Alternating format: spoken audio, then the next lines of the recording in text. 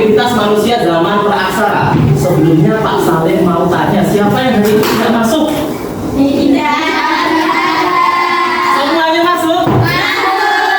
Luar biasa ya, kecuali yang tahasus ya, satu anak ya, berarti 25 ya jumlahnya. Oke. Oke. Nah, teman-teman, sebelum kita masuk pembelajarannya, yuk kita cek kerapian dan kebersihan lingkungan kelas kita. Yuk. Bagi teman-teman di bawahnya ada sampah, plastik, kemudian ada sesuatu yang kurang nyaman, silakan ditata supaya belajar kita hari ini, pagi hari ini kita dalam keadaan nyaman. Yuk, diambil di tempat sampah. Ya, karena kebersihan sebagian dari ini. Baik teman-teman, yuk sebelum kita mulai kita berdoa ya. Tapi sebelum berdoa kita SBD dulu ya.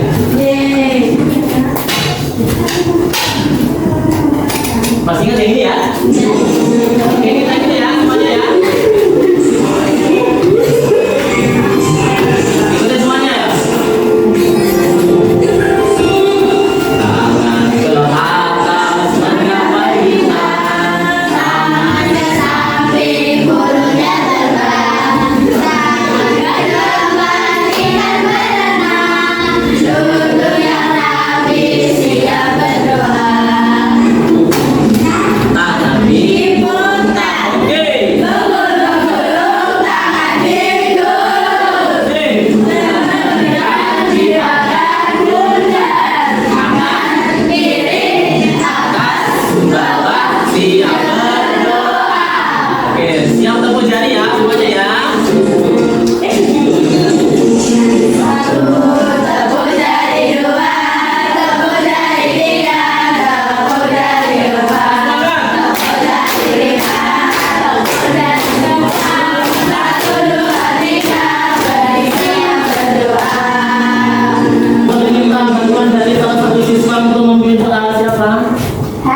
Hadi, silakan Mbak.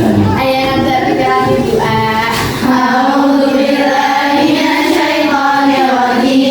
Bismillahirrahmanirrahim.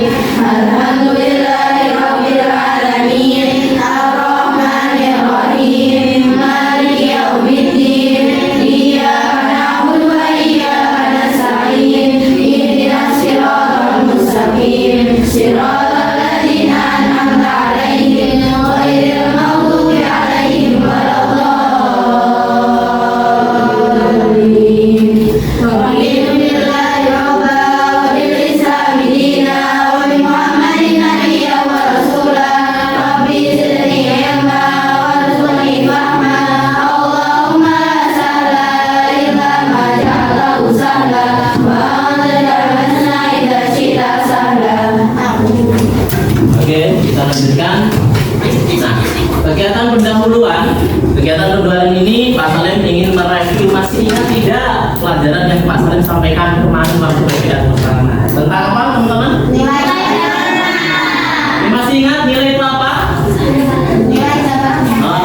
Suatu yang absolut yang ada di dalam diri seseorang ya. Dan norma adalah aturan yang mengikat seluruh warga atau seluruh orang-orang yang ada di lingkungan tersebut. Masih ingat ya? Oke. Kita lanjutkan tujuan kegiatan pembelajaran hari ini.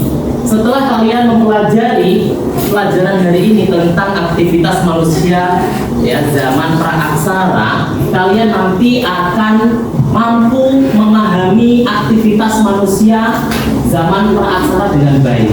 Kemudian yang kedua, siswa dapat menganalisis ciri-ciri kehidupan manusia pada zaman praaksara meliputi sistem sosialnya, sistem budayanya, ekonominya, dan spiritualnya. Yang ketiga, siswa nanti diharapkan bisa bekerja sama, bergotong royong ya, terus berani tampil untuk presentasi, untuk menyampaikan ide dan pendapatnya. Ya, gitu. Ya, itu tiga yang nanti akan disampaikan ya. Kemudian peta konsep pagi hari ini kita belajarnya. Pertama nanti Pak Salim akan menyampaikan definisi manusia praaksara, dilanjutkan dengan pembagian aktivitas manusia praaksara itu seperti apa, lalu ciri-cirinya aktivitas manusia praaksara, kemudian diskusi dan presentasi, terakhir evaluasi. Kita lanjutkan. Profil pelajar Pancasila, diharapkan kalian nanti ya ada 3 yang Pak Salim ambil: beriman dan bertakwa kepada Tuhan Yang Maha Esa dan berakhlak mulia, dan kedua bernalar kritis serta bergotong royong, sesuai yang tadi Pak Salim sampaikan ya. Kemudian selanjutnya skenario pembelajaran diawali dari apersepsi. Ya, skenario pembelajarannya diawali dari apersepsi, kemudian pengantar materi. Model pembelajaran hari ini menggunakan Windows Shopping. Kalian nanti berbelanja, pasti suka nih berbelanja ya. Kemudian permasalahan yang akan kalian didiskusikan, kemudian presentasi hasil diskusi, lalu teknik penilaian ada 3: penilaian pengetahuan, sikap, dan keterampilan, terakhir refleksi. Ya. Nah, teman-teman, apersepsi hari ini Pak Salim awali dengan video, tayangan video. Bagaimana orang hidup zaman dulu itu seperti apa? Mau tahu? Oke, silakan ya menyaksikan video ini.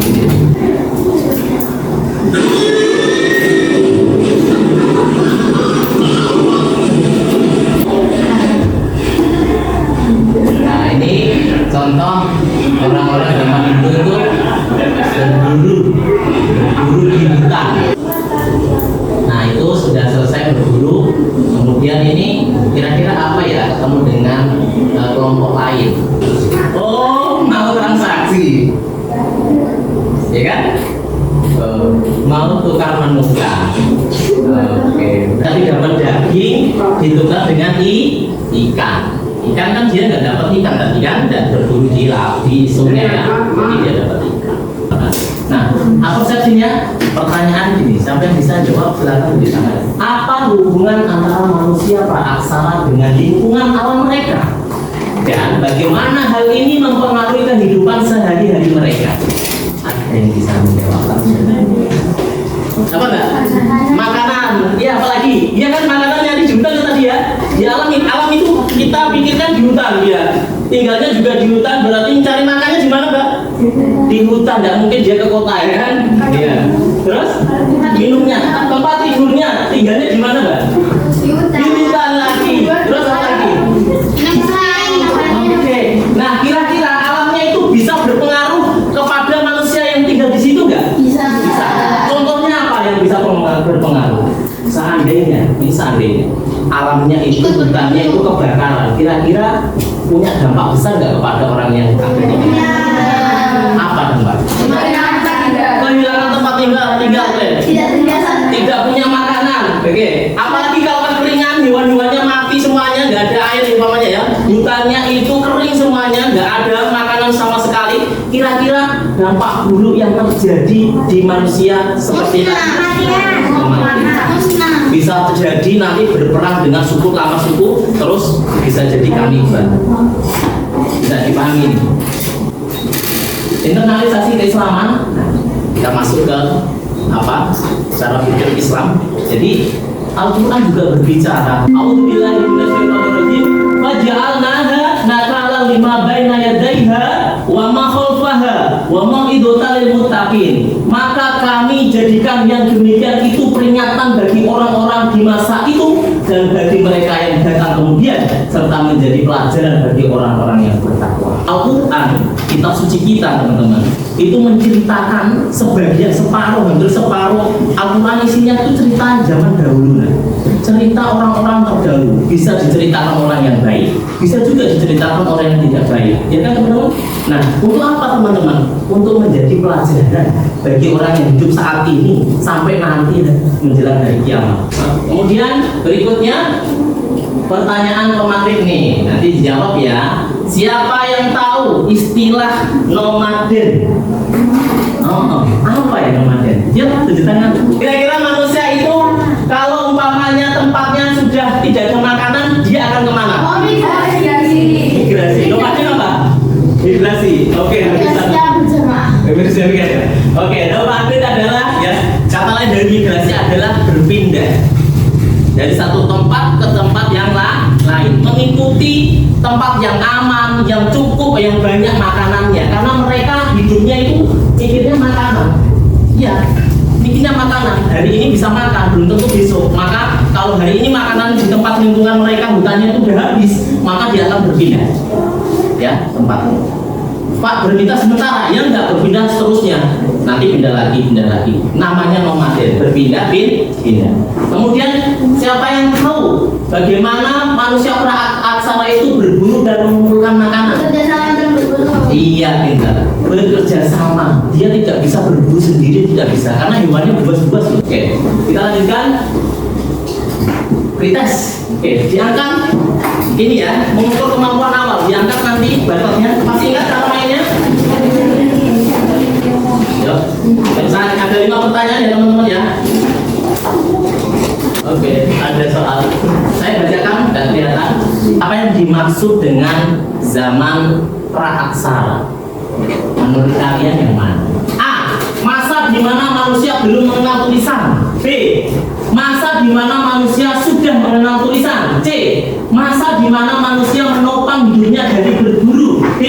Masa di mana manusia menopang hidupnya dari bercocok tanam. Ayo, silakan jawab. Oke. Pertanyaan selanjutnya. Yuk, diangkat lagi. Kapan dimulainya masa praaksara? A. Semenjak manusia mengenal tulisan. B. Semenjak manusia bisa berburu. C. Semenjak manusia ada. Dan D. Semenjak manusia berpindah-pindah.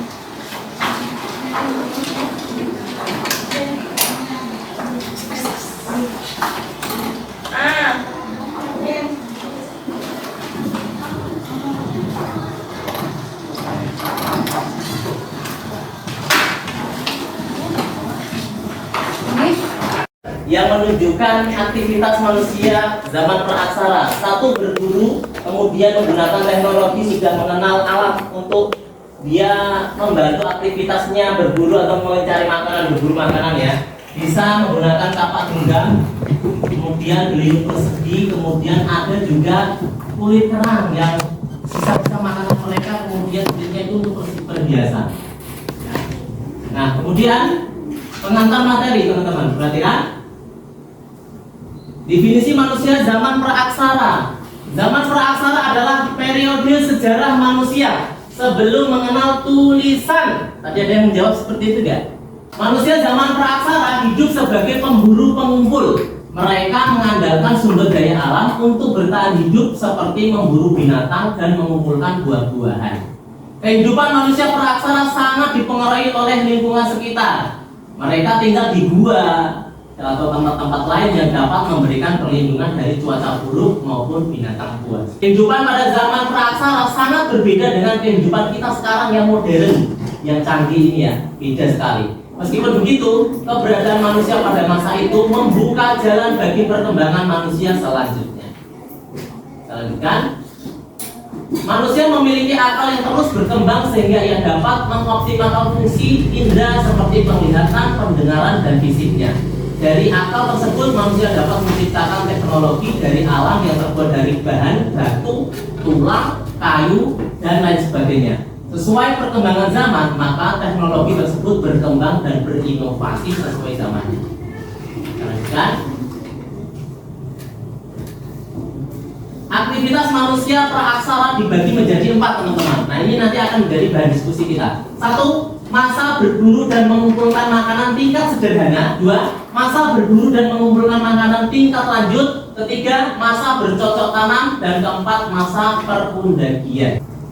Kita lanjutkan aktivitas manusia zaman praaksara.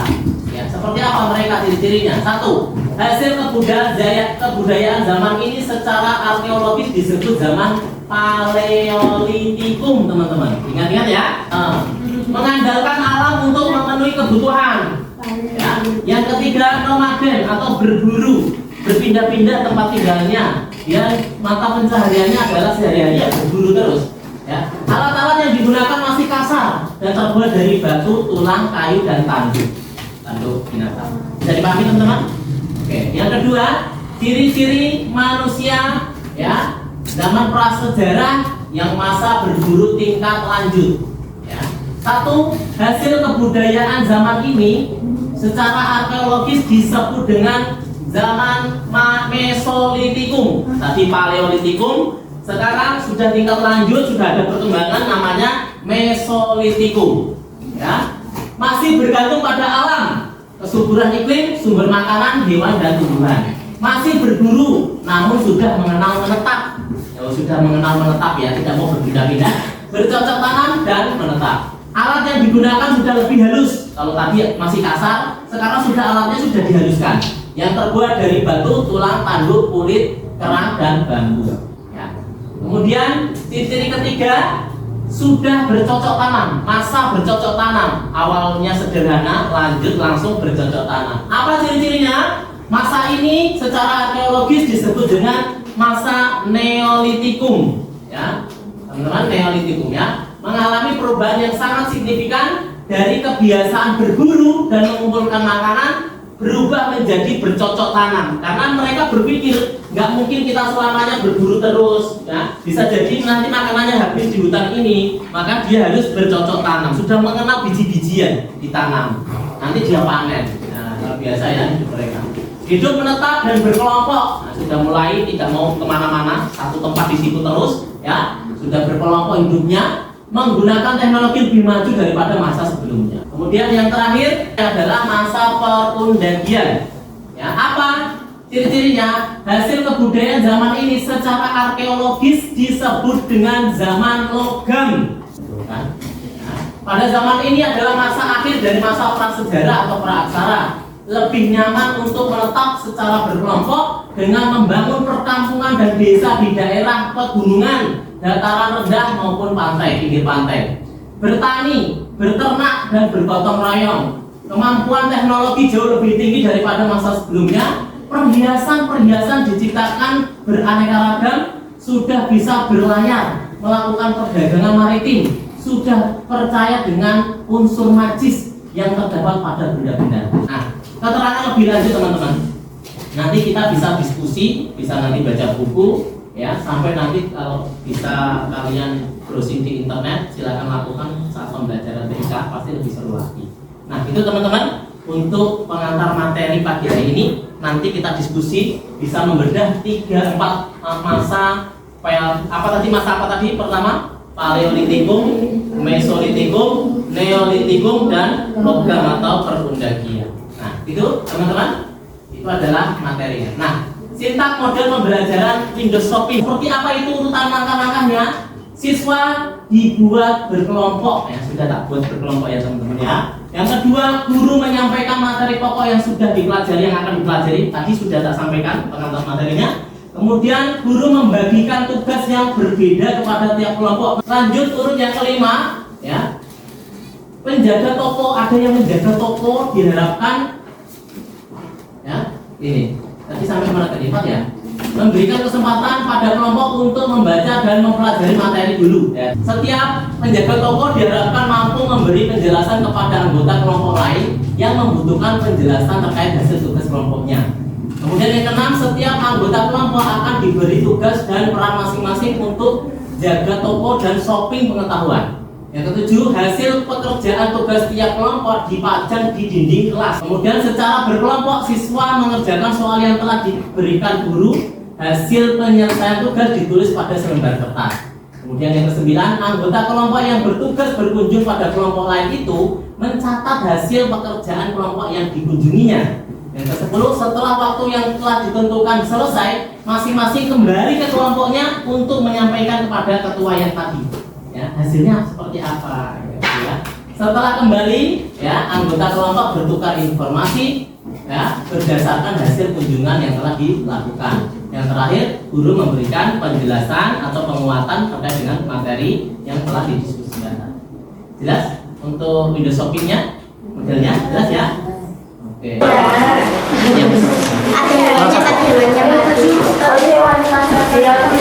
ini sudah habis ya, Mbak? Gak apa-apa ya, kalau satunya tidak dapat nanti bergantian dulu. Ya. Oke, kelompok 2 Mesolitikum ya. Nah,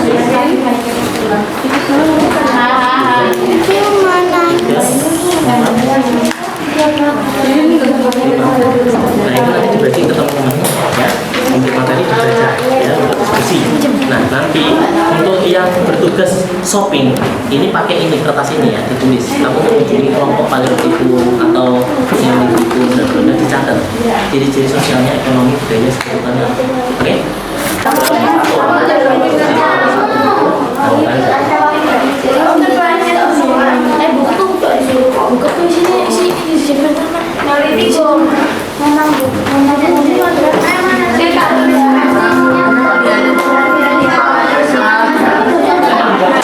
Manusia ini zaman apa tadi? Neolitikum, ini Neolitikum nanti.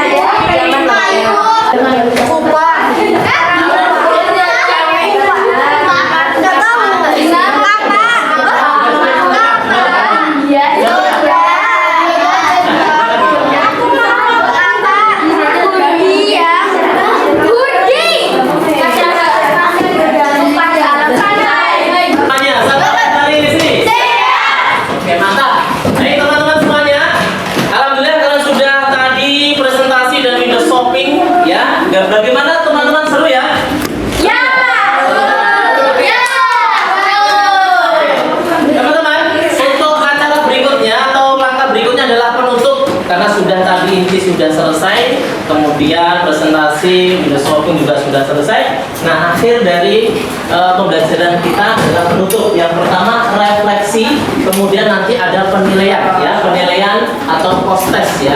Pak Salim masih menggunakan krisis, ya. Nanti Pak Salim akan menggunakan berikut lagi, ya. Nah, refleksi kemudian tidak lanjut dalam ini, ya, dalam lagi materi tentang aktivitas manusia praaksara di buku paket, di materi-materi yang lain, silakan kalian dalami lagi. Kemudian pahami juga proses kehidupan manusia sehingga dapat menambah wawasan mengenai pola hidup manusia zaman praaksara untuk direfleksikan dalam kehidupan sehari-hari saat ini, ya. Kemudian materi selanjutnya itu tentang mengenal leluhur, persiapkan dengan baik. Nah, sebagai refleksi teman-teman silakan dijawab coba. Bagaimana tadi setelah kalian belajar tentang manusia zaman praaksara, kita refleksikan bagaimana mereka makan, bagaimana mereka pakaian, tempat tinggal, sosial budaya, sampai dia mengenal kepercayaan atau hal-hal mistis atau magis, ya kan? Coba ada yang bisa berkomentar terkait dengan makanan, pakaian, tempat tinggal, sosial budaya? Gimana?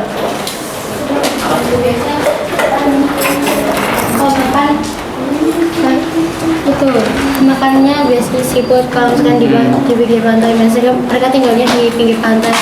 So makannya biasa seafood karena habis menangkap ikan, habis berburu. Oke, mantap ya. Nah, mereka sesuai mengandalkan alam untuk makanannya, ya. Apapun yang ada tersedia oleh alam, ya udah itu adalah rezeki dia, katanya seperti itu. Dia makan apa saja, tidak mengenal halal atau haram, ya, karena belum tahu seperti itu. Yang penting itu enak dimakan, ya dimakan dia, gitu ya. Kemudian terkait dengan pakaian, coba. Pakaiannya dari mana? Oh, pakaiannya dulu mana?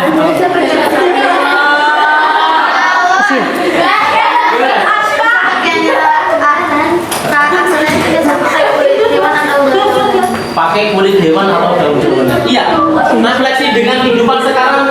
Coba teman-teman bayangin, ya. Dulu dia belum mengenal kain, dia pakaiannya adalah dari kulit binatang untuk menutupi bagian-bagian vitalnya saja atau pentingnya saja. Tidak seluruh tubuh dikasih pakaian atau ditutup ya. Nah, kira-kira dingin nggak? Dingin. Nah, sekarang kalau umpamanya manusia modern saat ini kok masih pakaiannya kurang bahan, kira-kira dia menuju ke apa namanya sebuah perubahan peradaban yang lebih tinggi modern atau malah kemunduran? Iya nggak? Kurang bahan ya?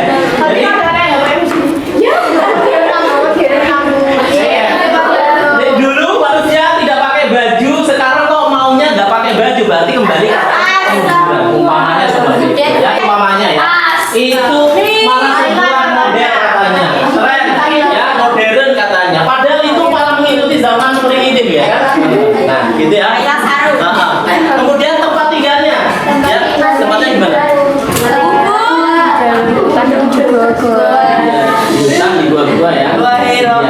Belum bisa membangun rumah seperti ini ya teman-teman ya. Jadi begitu hebatnya manusia ketika dia awalnya bergantung dengan alam sampai tempat tinggalnya dia numpang di gua gitu ya, belum punya rumah sendiri sampai pada akhirnya rumahnya bagus-bagus seperti ini, gedungnya bertingkat-tingkat ya kan, dengan ornamen, dengan keindahan yang luar biasa.